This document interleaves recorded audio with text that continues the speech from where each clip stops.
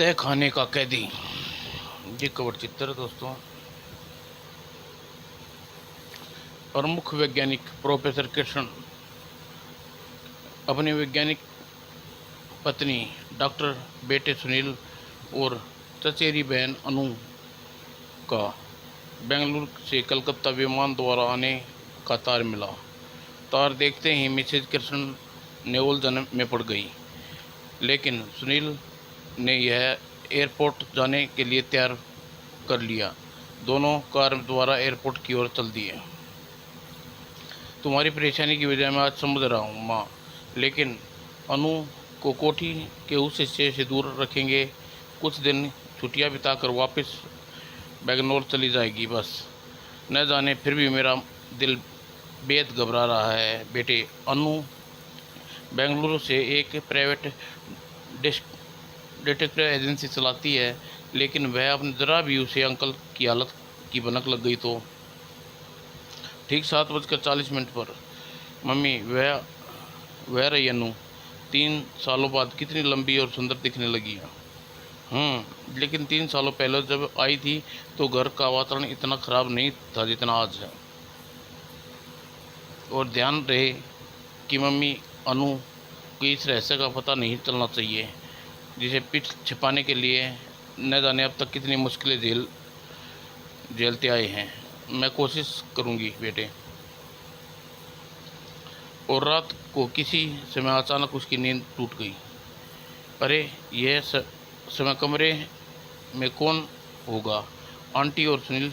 लेकिन अनु से राना गया वह पलंग से उतरकर दरवाजे को खोलकर गैलरी में आई और फर्श पर उन्हें परछाइयाँ थी।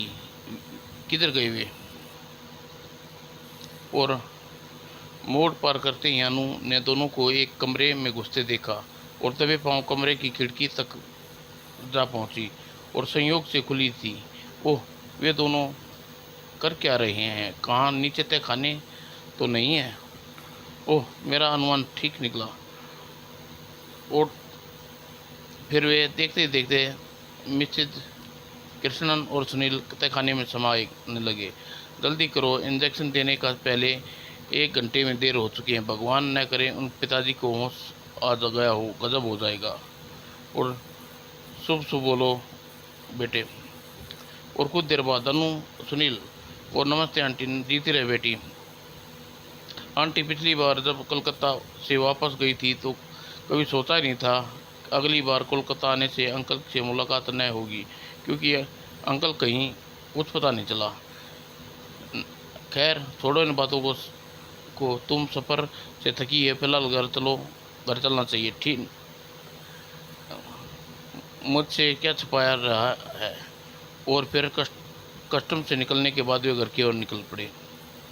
कोठी पे पहुँचते पहुँचते रात के 9 बज चुके थे। उफ, बेहद थकान हो गई है। आंटी केवल 1 कप चाय के बाद आराम करूँगी। ठीक है बेटी, मैं शंभू से कहती हूँ, वह काफ़ी बना कर ले आएगा। और सब ने 1-1 कप काफ़ी पी। फिर गुड नाइट आंटी, आपको अनुसार कमरा दिखा दो सुनील। जी मम्मी जी। यानी और फिर कमरे के बिस्तर पर लेटती ही अनु को नींद ने याद दबोचा और सीरिंज में दवा भर लो बेटे। यस मम्मी, अभी भरता हूँ, यह लो। ओह, जाने कब तक इन्हें इस अवस्था में रखना पड़ेगा, जब तक हम दोनों मिलकर दवा की खोज नहीं कर लेते जिसके पिताजी को विकृत और मानसिक पुनः ठीक न किया जा सके। और मिसेज कृष्ण ने इंजेक्शन देने के लिए हाथ आगे बढ़ाया। उसी पल प्रोफेसर रमेश ने कृष्ण का झपट से आंखें खोल दी। नहीं नहीं, ओह नो मम्मी, इंजेक्शन जल्दी दो। और आंखें में विकृत टपक उठी और मिसेज कृष्ण ने भरपूर कोशिश की।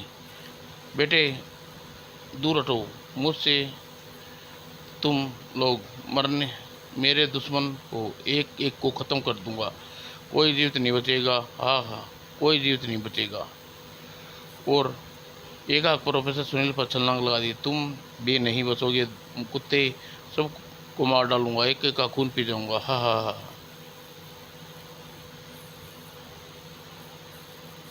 और प्रोफेसर सुनील कृष्ण पागलों के समान टूट पड़ा। हा हा हा। मैं इस कमीने को खून पी जाऊंगा, मुझे मेरी हालत, जिसने मेरी ये हालत की है। हे भगवान, आखिर वही हुआ जिसका डर था। और सुनील, एकाएक सुनील कंठ फाड़ कर चिल्लाया, मम्मी जल्दी करो, इंजेक्शन दो मम्मी, क्विक। आह, खून पी जाऊंगा तेरा। और मम्मी जल्दी दो मुझे इंजेक्शन, बहुत गड़बड़ हो चुकी है।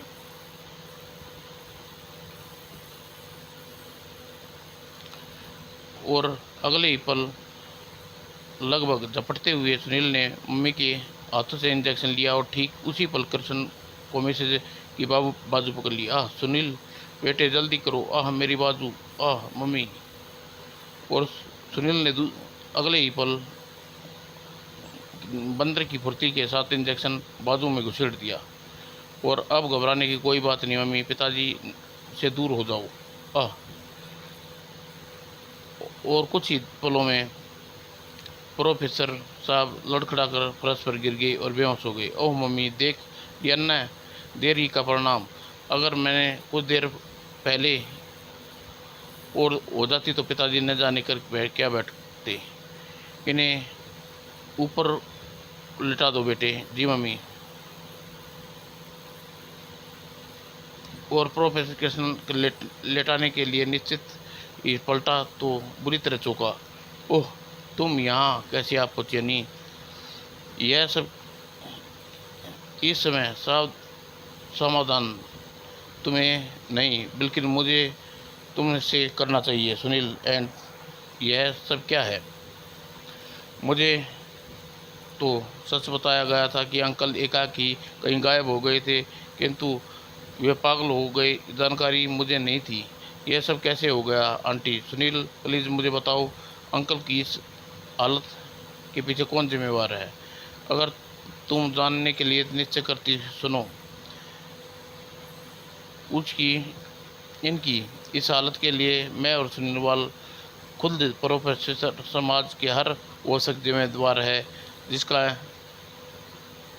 इंसान इंसानियत से थोड़ा सा रिश्ता है। मैं समझी नहीं आंटी। आज से 6 वर्ष महापूले आज से 6 माह पहले की बात है। प्रोफेसर साहब कैंसर की दवा खोजने के लिए जी जान से अपनी रिसर्च में जुटे थे, तभी एक हादसा घटा। और न जाने कैसे रसायनों की गंध मिश्रण से गैस एसिड भरा कांच का जार अचानक धमाके के साथ फट गया। आह मेरा चेहरा बहुत जल रहा है। उसके सहायकों ने तुरंत उसे अस्पताल में पहुंचाया और उपचार के लिए 1 माह तक। घबराइए नहीं प्रोफेसर साहब, अब आप बहुत जल्दी ही अपनी रिसर्च आगे बढ़ा सकते हैं। और उपचार के बाद प्रथम बार उसके चेहरे पर पट्टियां खोल दी गई तो उसके चेहरे को देखकर न चाहते हुए भी दहशत भर गई। नौकर चीख के उठे, हे भगवान। उप अगर आप घर जा सकते हैं प्रोफेसर। वो तुरंत घर पहुंचकर सबसे पहले नौकर दहशत से कांप उठे। हे भगवान, हे मौला, प्रोफेसर साहब उफ, इतना भयानक हो उठे हैं इसका चेहरा। और शंभू साहब का कमरा अच्छी तरह साफ कर दिया ना? जी साहब। ये सब मुझे देखकर इतना भयभीत क्यों हो रहे हैं? आखिर बात क्या है? कहीं मेरा चेहरा। चलिए पिताजी, आपको कमरे में पहुंचा देता हूं, आपको आराम की सख्त ज़रूरत है। मेरा चेहरा, ये लोग मुझे देखकर इतना भयभीत क्यों हो रही हैं? क्या मेरी शक्ल इतनी भयानक हो गई है? प्रोफेसर ने हाथ छुटाकर वॉश बेसिन की ओर लगे आयरन की तरफ भागी। हे भगवान, पिताजी रुक जाइए, उधर मत जाइए पिताजी।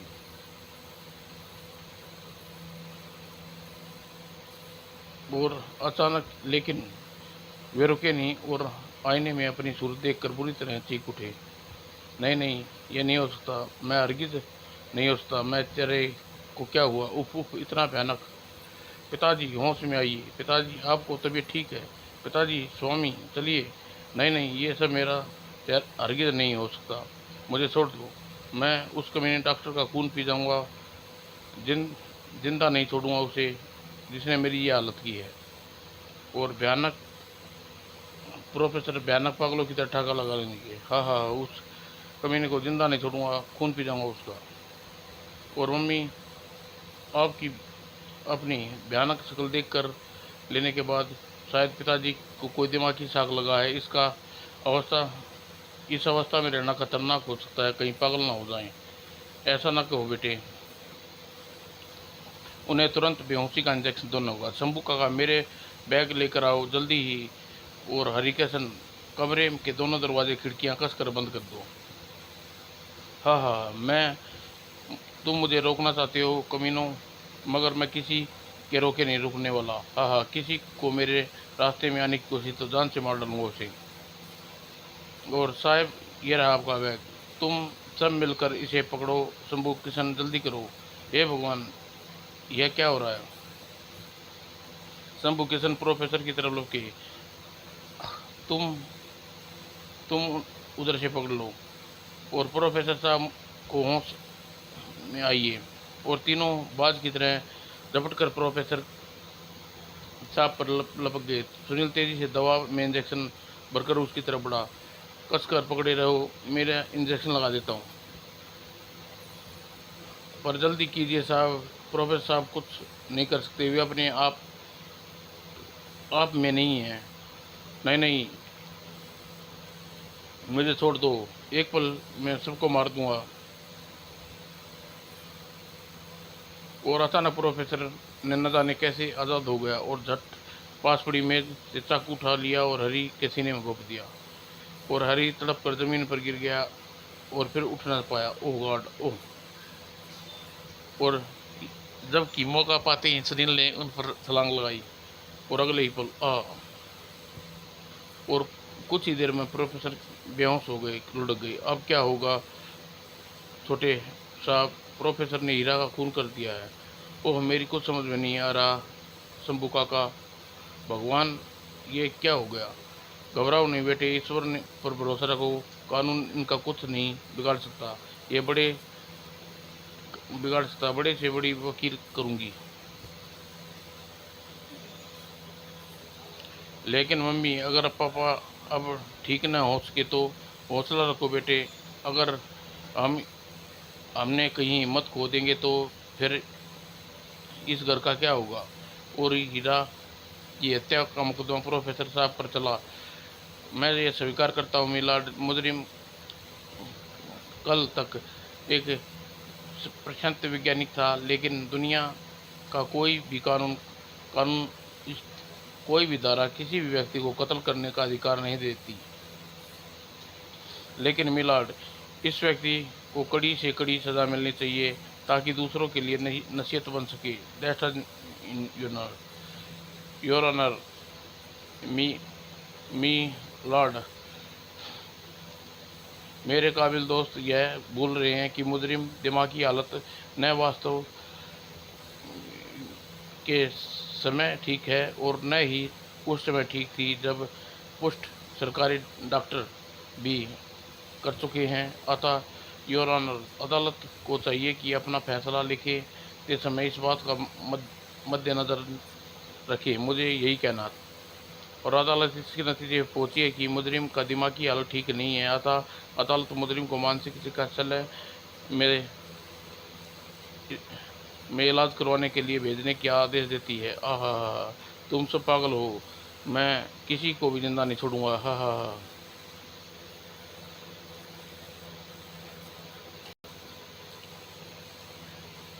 इसलिए आंटी, लेकिन मैं जानती हूँ कि एविंडा एरोनॉफ मेरे जार पटकने से प्रोफेसर अंकल पागल हो जाना, फिर अस्पताल में उनकी फरारी, इन सब बातों का ज़रूर कोई न कोई गड़बड़ है।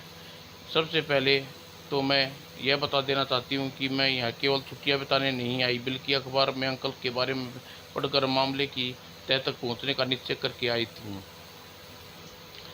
तुम्हें ऐसा लगता है कि पिताजी किसी षड्यंत्र का शिकार हो रहे हैं? हाँ, अभी तक तो हालात तो यही कहते हैं कि सबसे बड़ी बात यह है कि अंकल कैंसर के इलाज के कुछ दिनों में खोज निकालने वाले थे। शायद यही बात अंकल को दुश्मन बन गई। और बहरहाल, जब तक कोई सबूत हासिल नहीं कर लेती, मेरे लिए कुछ भी कहना मुमकिन नहीं है। और नाश्ते के बाद, आइए मम्मी, पिताजी का इंजेक्शन देना है। चलो ठहरो, मैं भी चलती हूँ।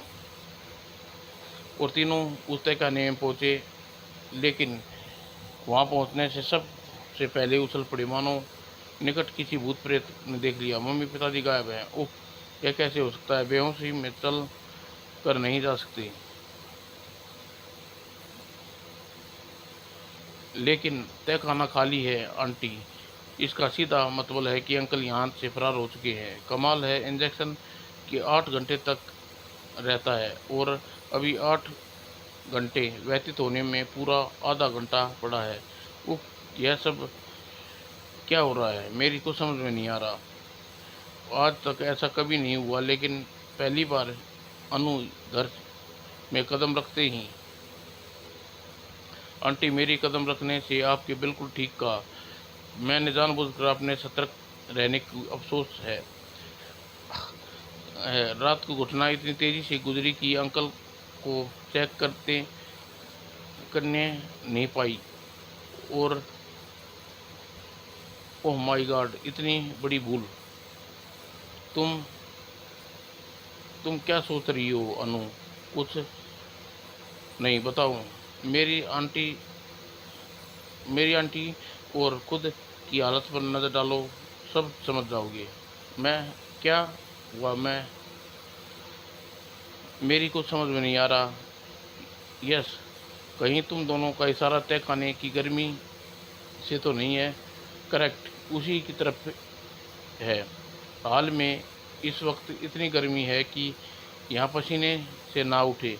हालांकि रात को पंखा चल रहा था और भाग दौड़ में की वजह से हाल यही हाल रात में भी रहा हो। तुम कहना क्या चाहती हो? अंकल के जिस्म पर कपड़ा पसीने में भीग गई, किंतु उसका उनका चेहरा, सुनील के चेहरे पर एक भी बूंद पसीने की क्यों नहीं थी, जबकि पूरे शरीर के साथ चेहरे पर भी पसीना आना था। स्वाभाविक नज़र। अगर ऐसा नहीं होता तो उसका सीधा मतलब है कि चेहरे पर कोई मास्क चढ़ा हुआ है। और यही हालत में पसीना मास्क के नीचे वाला चेहरा पर आएगा। तुम कहना चाहती हो कि कल रात जो व्यक्ति यहाँ था वह मेरे पिताजी नहीं बल्कि कोई मेकअप में था? तभी तो कहती हूँ कि आंटी, कहीं ना कहीं गड़बड़ है। ज़रूर गड़बड़ का पता लगा के रहूँगी। और मैं इसे चेक करने के लिए सुनील, मैं इस समय यही चेक करने आई थी सुनील, लेकिन अंकल फरार हैं, इसका मतलब क्या मतलब निकला? उफ, मेरी तो दिमाग ही कुछ क्रुद्ध हो गया है। न जाने यह लड़की क्या क्या कहे जा रही है। तभी तभी तो कहती हूँ आंटी, कहीं ना कहीं गड़बड़ है। ज़रूर है, मैं उसका गड़बड़ का पता लगाऊंगी। तभी और चीख की आवाज़ ऊपर, गड़बड़ है आंटी, आइए मेरे साथ। और तहखाने से बाहर निकलकर वह सब उछल पड़े। ओ माय गॉड, यह तो शंभू का खून कर दिया। कातिल कहाँ है? शंभू काका मुख्य दरवाजे की ओर देखते सुनील बाहर लपका, परंतु भारती जी शंभू काका को संभाला। यह किसने किया? शंभू काका, जल्दी बताइए, कौन है कातिल? वो कातिल मुझे तहखाने में और इसी के साथ शंभू काका की गर्दन लुढ़क गई। सुनील और हताशा सा वहाँ पहुँचे। और बाहर तो कोई नहीं मिला नू, मैं जानती थी, लेकिन समझ में नहीं आता उसने शंभू काका का कत्ल क्यों किया। कौन है वह रहस्यमय इंसान? फिलहाल पुलिस को फ़ोन करना ज़रूरी है, लेकिन क्या पुलिस को तहखाने के कैदी के विषय में बताना ज़रूरी होगा? नहीं। फिर अनु सुनील मिसेज कृष्ण को समझाने लगी, पुलिस को आने पर क्या कहना है। फ़ोन करने के कुछ देर बाद पुलिस आ गई और इंस्पेक्टर, मेरा सोने का एक हार गायब है और मुझे लगता है ये सीधा चोरी की और हत्या का मामला है। शंभू द्वारा देख लिए जाने पर वह केवल हार ही ले पाया और 5वें पंचनामे के बाद लाश को पोस्टमार्टम के लिए रवाना कर दी गई। पुलिस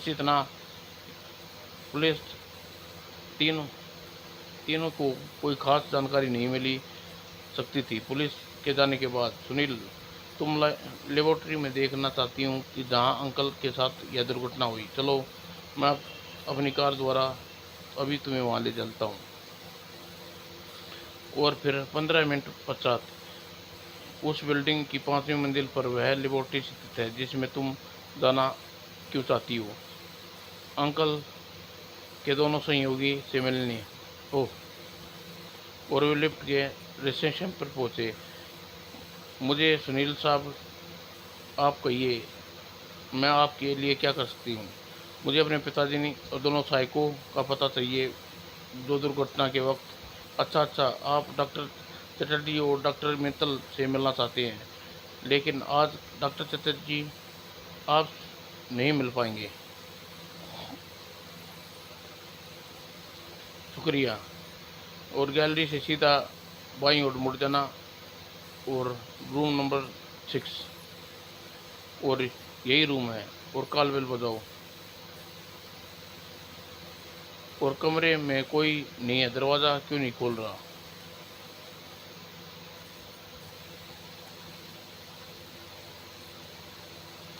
और बार बार ज्यों ज्यों अनु दरवाजे को भीतर धक्का दिया तो वह खुलता चला गया। अरे, दरवाज़ा तो खुला है, हम वहम ही घंटी बजाए जा रहे थे। और दृश्य देखकर वे चौंके। यह सब क्या है? अनु, लगता है काफ़ी हंगामा हुआ है। डॉक्टर चटर्जी कहीं भी दिखाई नहीं पड़ रही। तुम यहीं रहना सुनील, माँ भी आई। और सुनील की चीख निकल गई। अनु, डॉक्टर चटर्जी, किसी ने इन पर तेजाब डाल दिया। ओह, तो हत्यारा बड़ी जल्दी से अपना काम कर गया। वो भागकर रिसेप्शन पर पहुंची। हमें इससे पहले कौन उनसे मिलने आया था? जल्दी ही बताइए। डॉक्टर चटर्जी का खून कर दिया गया। वाइट, कोई भी भी चटकाल आए थे मनोज तत्काल आए थे और 20 मिनट पूर्व वह यहाँ उसका पता आज की तिथि में यहाँ जाने वाले से पहले लिख सकते। इस 1 मिनट यह पता नोट करना चाहती हूँ और आप पुलिस को फ़ोन करके सूचित कर दीजिए। और mister Manoj Chatwal, WZ 343, Rohini express, Anupam Nagar. Hello police station, please जल्दी आइए। डॉक्टर चटर्जी का कत्ल कर दिया गया है। यस। विशाल भवन, 5th फ्लोर, रूम नंबर 26। और पुलिस वहां पहुंची। अनु और सुनील अपना परिचय देने लगी। जान सकता हूं कि आप लोग डॉक्टर चटर्जी से क्यों मिलने आए थे? पिताजी की दुर्घटना के सिलसिले में यहाँ कुछ पूछना चाहती थी। क्या पूछ सकता हूँ कि आप किसी संबंधित से यह पूछ छानबीन कर रही हैं? मुझे शक है कि अंकल की यह दुर्घटना केवल दुर्घटना नहीं बल्कि कोई सोची समझी साजिश है, और उससे ज़्यादा फिलहाल मैं कुछ नहीं कह सकती। और तत्काल ही इंस्पेक्टर से आज्ञा लेकर दोनों रिसेप्शन से डॉक्टर मित्तल के घर के लिए का पता लिया और तत्काल का उलिया वगैरह जानकर वे बाहर निकलते चले गए। फिलहाल तुम्हारा का जाने वाला विचार डॉक्टर मित्तल का घर या तत्काल किया। डॉक्टर मित्तल के घर, क्योंकि तत्काल से जो भी एड्रेस लिखवाया है वह यकीनन ठीक नहीं है, लेकिन उसे एड्रेस को पुलिस तो जानकारी हासिल होगी।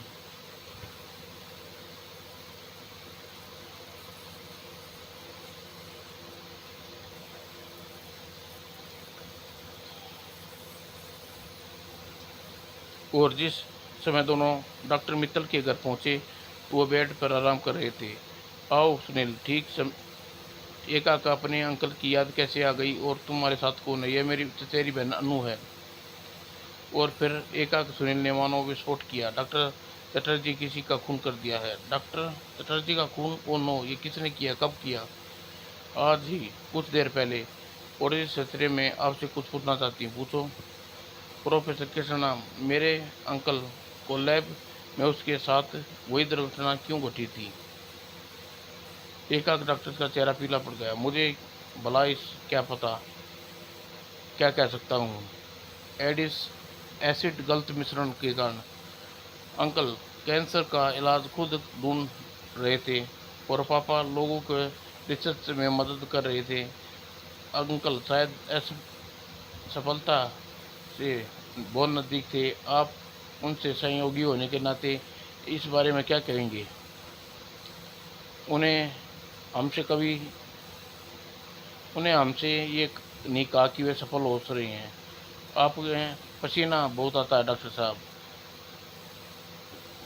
क्या मतलब? थैंक्स डॉक्टर, मुझे आपसे यही पूछना था। और उसके बाद दोनों इजाज़त लेकर बाहर निकल गए। क्या बात अनु, भला क्या तुम इतनी सी जानकारी लेने के लिए इतनी दूर डॉक्टर मित्तल की घर आई थी? जी हाँ, जानकारी मैं लेना चाहती थी। और डॉक्टर समय ने चेक कर नहीं दी, बल्कि उसका चेहरा बोल रहा था। अब मुझे विश्वास हो गया कि अंकल के साथ जो दुर्घटना हुई है, डॉक्टर मित्तल और चटर्जी का ज़बरदस्त हाथ था।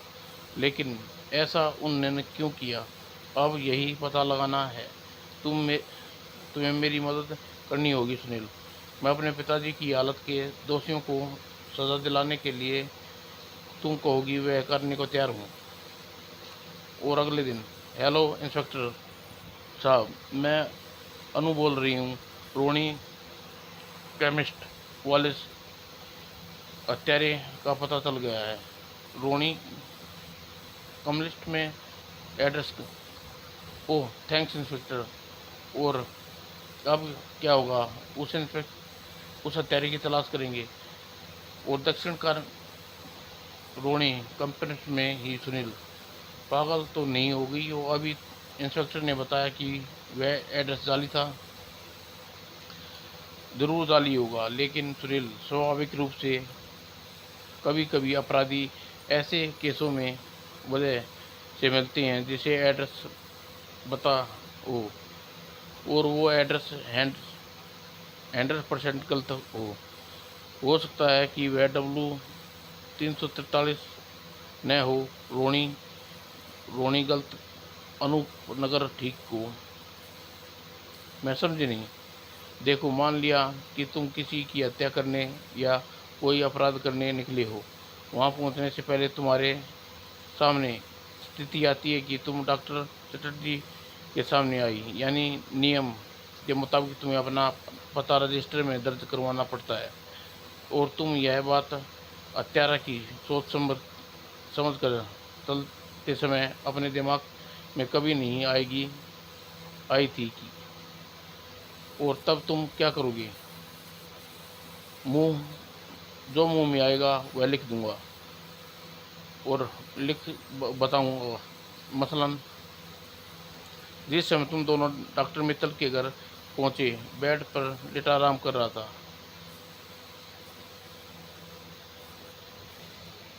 विजय चोपड़ा A42 लिंक रोड, सुमन पार्क। ओह देखो सुनील, सुषमा नगर की से तुम रहते हो और तुम स्वाभाविक ढंग से पता बताने के चक्कर में सुषमा नगर की बजाय सुषमा पार्क बोल दिया। बोलो अब क्या कहते हो? तभी एक कार तेजी से सामने गुजरी और अगले ही पल, ओह अनु बचो। सुनील ने कार का नंबर पढ़ना चाहा। ओह, नंबर प्लेट पर कागज चिपका रखा है। आखिर कौन हो सकता है, डॉक्टर मित्तल या चट्टू खान, कोई भी और। ओह हाँ, क्यों न हम डॉक्टर मित्तल के घर फ़ोन करके नौकर से उसकी उपस्थिति या अनुपस्थिति का पता लगाएं। ओह यस, यह मैंने सोचा ही नहीं, लेकिन फ़ोन नंबर मेरे पास है, आओ। और हेलो, डॉक्टर मित्तल घर पर हैं? जी नहीं, वे 2 घंटे पूर्व ही अपनी कार लेकर चले गए थे। उनकी कार का रंग लाल, और हमला करने वाला लाल रंग की कार में था। कमीना यकीनन डॉक्टर मित्तल ही हो सकता था, जो तुम्हें और मुझे ख़त्म करना चाहता है, और कहानी कोई नया मोड़ न ले सके। अभी क्या कहा जा सकता है, फिलहाल हमें अनूपनगर की तलाश करनी होगी। और रोणी कम्प्लेक्स W/343 अनूपनगर चलो।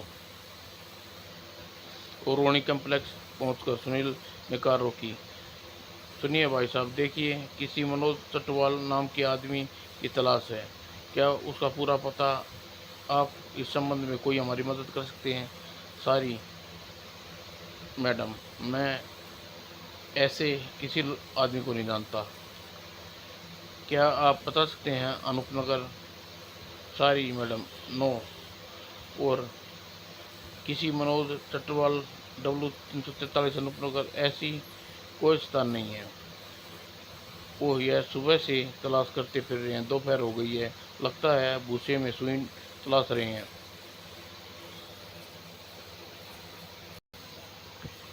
और उसी पल अनु की निगाह एक व्यक्ति पर जम गई। सुनील, हमारा काम हो गया है। सुनील, यह रहा मनोज चकवाल। क्या तुम कैसे कह सकती हो कि यह मनोज चकवाल है? रिसेप्शन पर मैंने बताया था, होली के आधार पर उसकी नाक के नीचे काला मस्सा है, और जो बड़ी गुंजाइश के साथ ऐसा पूरा हुआ। वो हेलो मनोज चटकाल, कौन हो तुम दोनों? मेरा नाम मनोज चटकाल नहीं है। क्या बकते हो? मेरे पुकारने पर फौरन पलट कर गए, और तुम चटकाल न होते तो पहली बार ही पुकारने पर हरगिज न पलटते। तुम मनोज चटकाल हो, हत्यारे। मनोज चटकाल, तुम्हारे डॉक्टर चटर्जी का खून किया है। और दूसरे ही पल उस व्यक्ति ने एक जोरदार धक्का दिया। ओह, फरार! वह भाग निकला। वह फरार हो जाना चाहता है सुनील, उसे किसी भी कीमत पर न छोड़ना। आज नहीं बच पाएगा अनु, उसे भागने नहीं दूंगा। यहाँ तो कोई नहीं है। वह कमीज का टुकड़ा, इसे पहचानते हो सुनील? सुनील से सावधानी से कटीले तारे हैं, पार करते वक्त चले आओ। तत्काल इसी तरफ गया है। यह कमीज का टुकड़ा यकीनन उसी का है, और सतर्क रहना, हम छिपकर फरार कर सकता है। और सहसा आगे निकलते ही भीतर आहट सुनकर अनु दरवाज़ा खटखटाया। दरवाज़ा खोलो, मैं कहती हूँ, दरवाज़ा खोलो। और मैं उस कमीने को जिंदा नहीं छोड़ने वाला। और एकाकी झटके के साथ दरवाज़ा खुला, और साया हवा में के झोंके के समान झपटा। आह! और सुनील तेजी से पीछे लपका। हरामजादे, आज तुझे नहीं छोड़ूंगा।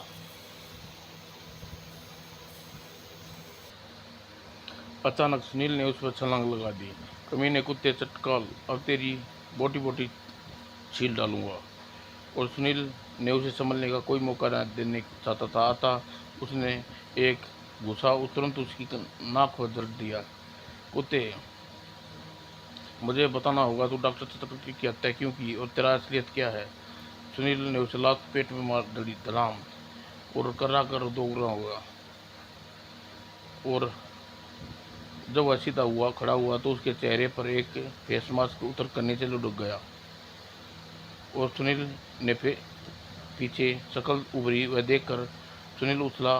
बिल्कुल अनु भी चौंक गई। डॉक्टर चटर्जी, लेकिन लेकिन ऐसा कैसे हो सकता है? तुम्हारी लाश तो हम ओह समझ में, दरअसल तुम थे ही नहीं डॉक्टर। और फिर अनु ने चेहरे पर गौर से देखती हुई निश्चित स्वर में बोली, ठहरो सुनील, ये डॉक्टर चटर्जी नहीं है, बल्कि डॉक्टर चटर्जी के मेकअप में कोई और है। इस मास्क के नीचे किसका चेहरा छिपा है ये भी देख पाते। और कहने के साथ ही सुनील ने आगे बढ़ते ही स्थिरता से उसके चेहरे से लगा मास्क नीच लिया और मास्क नोचते अनु उछल पड़ा। ओ पिताजी, आप इंसान के रूप में उफ बुद्धि अनु, मेरी को समझ में नहीं आ रहा। ओह, ये आप अंकल डॉक्टर चटर्जी और मनोज चटकाल और प्रोफेसर किशन। ओह नहीं, न जाने क्या क्या।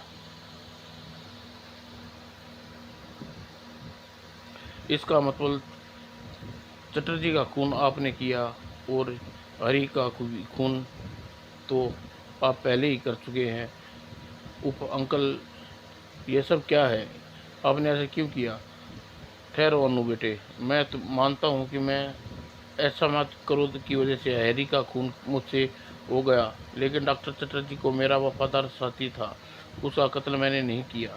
अनु बेटी, मेरी बच्ची, बात को यकीन करो कि मैं तुम्हें सभी बातें विस्तार से सुनाता हूँ। मेरे हाथ हरी का खून कैसे हो गया और मैं पागल क्यों हुआ। मैं चटर्जी और चटकाल का रूप चटकाल के रूप में मुझसे क्यों ठहरना पड़ा, यह सब बता देता हूँ बेटी। सुनो, तुम्हें याद होगा कि 6 माह पूर्व मेरे साथ एक दुर्घटना घटी थी जिससे अपनी शकल को बैठ चुका था। जानती हो उसकी वजह मेरे सहयोगी डॉक्टर मित्तल की वजह से, जो नहीं चाहता था कि मैं कैंसर का इलाज ढूंढ पाने में सफल हो जाऊं। हालांकि मुझे डॉक्टर चटर्जी को पहले ही उसके भयानक इरादे की अवगत करा दिया था, किंतु उस समय मैंने ही मित्तल को अंधविश्वास दिखाते हुए उसकी बातों पर ध्यान नहीं दिया। और एक दिन मुझसे गदगदा कमीने और इंसान केमिकल रिएक्शन के लिए मुझे ख़त्म करने देने की भयानक साजिश रची और मैं बेहुदा कुरूप हो गया। इतना बदसूरत बेटी कि लोगों के चेहरे पर भी मैंने अपने लिए सिर्फ नफरत देखी। और मैं ठीक होकर घर पहुंचा। दुर्घटना के बाद मैं सूरत पहली जैसी देखकर मैं बुरी तरह कपा उठा। मेरा होश खो बैठा और मेरे डॉक्टर मित्तल का खून पी जाने के लिए सारा मेरा रोम रोम सुलगने लगा। सुनील बेटे, और उसी क्रोध चरम सीमा में मैं हरी का खून कर दिया। मुझ मुझसे फिर शायद तुमने मुझे इंजेक्शन दे दिया और मैं बेहोश इंजेक्शन दे दिया होश को बैठा और होश इंजेक्शन दे दिया मैं होश को बैठा और होश आया तो हरी की लाश के मेरे सामने थी, और जबकि मेरे सीने में प्रतिशोध की ज्वाला धधक रही थी। मैं जब मैंने जेल में सजा से बचने के लिए पागल हो जाने का नाटक किया और अदालत ने मुझे पागल करार देते हुए पागल खाने में भेज दिया, और चटर्जी ने मुझसे मिला और उसके बाद उससे सब कुछ नहीं छिपाया, और मैं किसी तरह इस कैद से मुक्ति चाहिए। चटर्जी, मुझे कैंसर का इलाज ढूंढना है और तुम जानते हो कि मैं सफलता के कितने करीब हूँ। कुछ भी करो, कोई भी स्कीम लड़ाओ, मुझे स्वतंत्र रूप से लैब में कैंसर पर रिसर्च जारी रख सकूं और दगाबाज मित्तल से बदला ले सकूं। मैं पूरी कोशिश करूँगा, तुम फिक्र न करो प्रोफेसर, कोई न कोई राह ज़रूर निकाल लूँगा।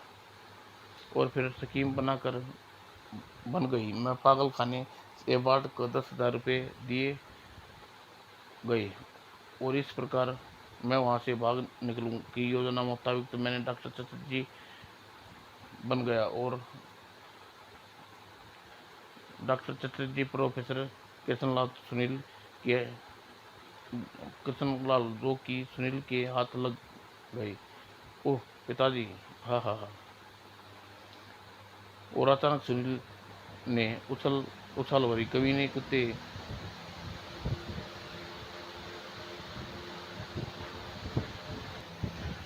मुझे दुनिया वालों की निगाहों में छिपाने के लिए तुमने मेरा रूप नए राज को तहखाने में बंद कर दिया और एक दिन जासूस अनु का नाम सुनकर पहचाने जाने के वजह से मैं मेरे पास आया और हालांकि मैं उस समय बेहोशी का इंजेक्शन मुझे लगाया जा चुका था, किंतु उसके पास इंजेक्शन को बेअसर करने की गोलियां थी जिसका प्रयोग वह अक्सर कर लिया करता था। ओह, लेकिन फिर श्यामू का कत्ल। सुबह जब मैं भागने की प्रतिक्रिया देखने के लिए तुम्हारी बात सुनने लगा और श्यामू उसे देख लिया और आप ठीक हैं हो गए मालिक, आप यहाँ। और वेद खुलने से डर के मजबूर उसका कत्ल करना पड़ा और लैब में तत्काल के रूप में जब मेरे पास पहुंचा, क्योंकि मैं डॉक्टर चटर्जी के रूप में लैब में कार्य कर रहा था, जिसके आने के बाद मैंने गुप्त रूप से कमीने मित्तल का बुला लिया और ताकि कुत्ते को वह इंजेक्शन लगा सकूँ। हाँ हाँ हाँ, आज तू मेरे हाथों बच नहीं सकेगा कुत्ते। इस इंजेक्शन में दवा जिस्म में जाते ही तू कोड़ी हो जाएगा और थूकेगी तुझ पर और तू मौत मांगेगा पर वह भी नहीं आएगी। नहीं नहीं, तुम चटर्जी नहीं हो सकते। हाँ, मैं चटर्जी नहीं हूँ, प्रोफेसर कृष्ण हूँ। और यह देख कुत्ते दबागा बाद तूने मेरे कैंसर की दवा का फार्मूला खोज लिया, जिसके कारण ईर्ष्या और जलन के तूने मेरी हालत बद से बदतर कर दी। तेरे कारण मैं आज अपने बीवी बच्चे प्यारे तरस गए हैं। आराम दादे, अब मैं तुझे किसी नाली का गंदा कीड़ा बना दूंगा। तेरा मेरा प्रतिशोध है। नहीं नहीं, तू मेरा ऐसा कुछ नहीं कर सकते। एकाएक ही मुझ पर छलांग लगा दी और मेरे हाथ से वह फार्मूला और इंजेक्शन गिर गया। मैं तुझे जान से मार डालूंगा प्रोफेसर।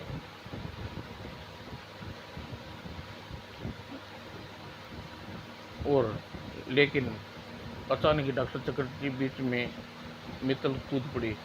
डॉक्टर, छोड़ दे प्रोफेसर साहब को, वरना तेरा खून पी जाऊंगा। ओह, कौन? ओह चटर्जी, प्रोफेसर का वफादार कुत्ता। खामोश रहे नीच, तूने प्रोफेसर साहब के हाथ उठाकर अच्छा नहीं किया। प्रोफेसर साहब पर पर इतना विश्वास किया, तूने उसे जिंदगी में दगाबाजी करने का जिंदा लाश बना रख दिया। उन्हें तो फिर भी जिंदा रखने का मौका मिला चटर्जी, लेकिन तुझे तो वह भी मौका भी नहीं देने वाला। और इससे पहले ही खतरनाक नाइट्रोजन एसिड भरी बोतल उठाकर चटर्जी पर फेंक कर मारी और मेरे देखते ही देखते डॉक्टर चटर्जी मृत्यु की आगोश में समाने लगी। और नो, और घबराहट में मित्तल वहां से भाग निकला। मुझे मरते मुझसे निकला और मरते मरते चटर्जी ने अपना तत्काल वाला मास्क मुझे सौंप दिया और मित्तल से प्रतिशोध लेने को कहा। तुम मुझे छोड़ना नहीं प्रोफेसर, आज मनोचित काल बनकर रहोगी और तुम जो भी कह रहे हो मैं वही करूँगा, लेकिन तुम मास्क की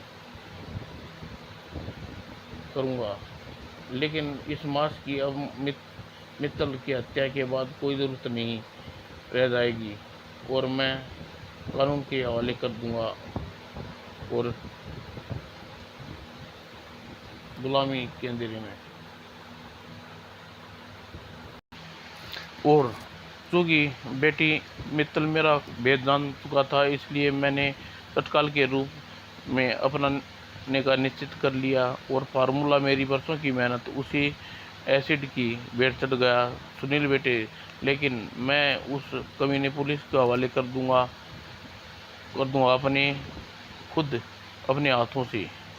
तभी एक फायर की आवाज़ प्रोफेसर को खामोश कर दिया और गोली ठीक प्रोफेसर किशन के माथे के बीच में लगी। सुनील और अनु जल्दी ही एक साथ कमरे से बाहर निकल आए, फायर की दिशा में लपकी। वही लाल कार, जल्दी करो, इस बार कमीना बचना नहीं चाहिए।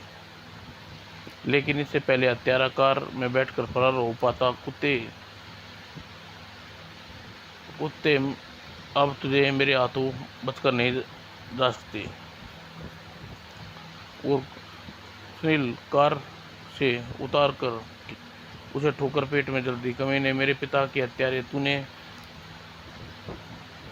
मेरे पिता की जान ली, बल्कि उसकी हत्या कर दी का जिम्मेवार है, जिसने भविष्य में कैंसर को चाट जाने वाला था। तुझे जिंदा नहीं छोड़ूंगा। और उसकी शक्ल देखकर दोनों एक बार फिर चौंके। ओह डॉक्टर मित्तल, तुम्हारे खिलाफ अब मेरे पास इतना सबूत इकट्ठे हो चुके हैं, तुम्हें फांसी की कम सज़ा नहीं होने देंगे। सुनील, इसे पुलिस के हवाले कर दो। दिल तो करता है कि मानवता के इस दुश्मन को बोटी बोटी चीर कौए के खिला दूं, लेकिन नहीं, ऐसा नहीं करूँगा, क्योंकि इसका जीवन रहना सबके लिए बड़ी सज़ा होगी। और इस प्रकार एक खूनी साजिश का भांडाफोड़ हो गया और कैंसर जैसी भयानक बीमारी का इलाज आगे एक बार फिर चलने लग गया। समाप्त दोस्तों।